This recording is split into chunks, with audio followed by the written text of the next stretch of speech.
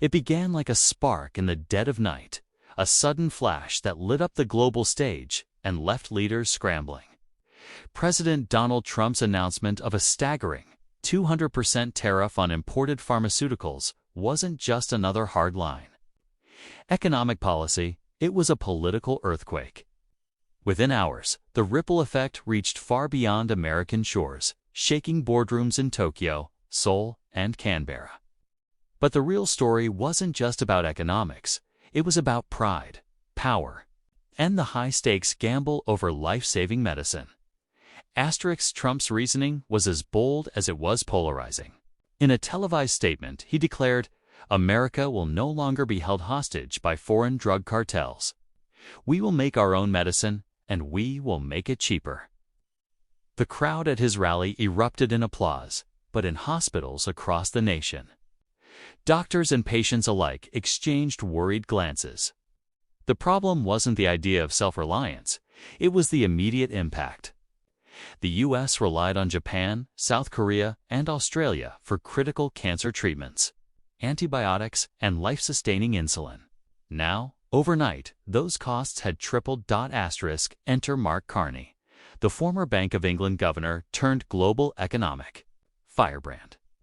Known for his calm demeanor and razor-sharp financial foresight, Carney saw the move not as a patriotic stand, but as a reckless economic grenade. "This is not sovereignty," he said in a London press conference. "This is self-sabotage. And the world will answer." And answer it did. In an unprecedented alliance, Japan, South Korea, and Australia publicly joined Carney's coalition, a diplomatic and economic rebellion against Washington's tariff assault. Within days, their foreign ministers held a joint summit in Sydney, condemning the policy and vowing to cut off select exports of raw pharmaceutical ingredients to the U.S. until the tariffs were rolled back. But this wasn't just about high politics. It was about people like Megan Harris, a 34-year-old single mother from Ohio battling multiple sclerosis. Her daily medication, sourced from South Korea, had already doubled in price in the first week after the announcement. "I don't care about politics," she told reporters through tears. "I just want to be able to walk my daughter to school without worrying about whether I can afford the pills that make it possible." Stories like Megan's began flooding social media, turning public sentiment against the tariffs faster than analysts expected. In Tokyo, Prime Minister Fumio Kishida gave a rare, emotional statement. "Our medicines save lives around the world. We will not let them be used as pawns in political games." The South Korean president added his own warning. If the U.S. closes its doors, it will find the world has other markets and other friends.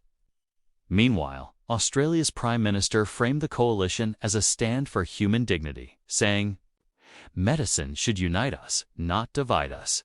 As the weeks passed, the pressure mounted. American pharmaceutical stocks plummeted. Hospitals reported shortages. The rebellion spread, with European Union leaders signaling they might join Carney's coalition if Trump refused to negotiate. Behind closed doors, even Republican lawmakers whispered concerns, fearing the political fallout in an election year. Then came the breaking point. In a dramatic high-stakes meeting at the G20 summit in Seoul, Trump and Carney sat across from each other for the first time since the tariffs were imposed.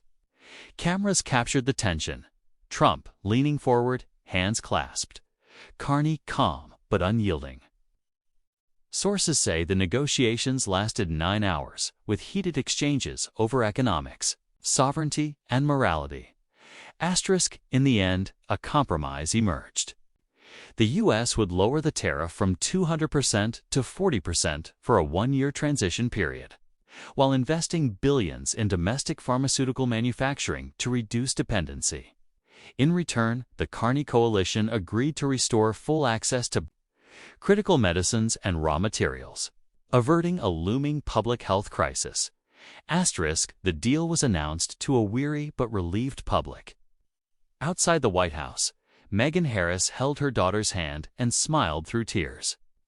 "This isn't perfect," she said, "but it means I can keep fighting for my health and for her future."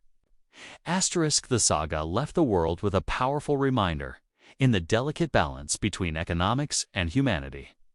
The true measure of leadership is not how fiercely you fight, but how wisely you choose to end the fight. And as the sun set on Seoul, that day one thing was certain: the rebellion had changed the rules of the global game, and the world would never negotiate medicine the same way again.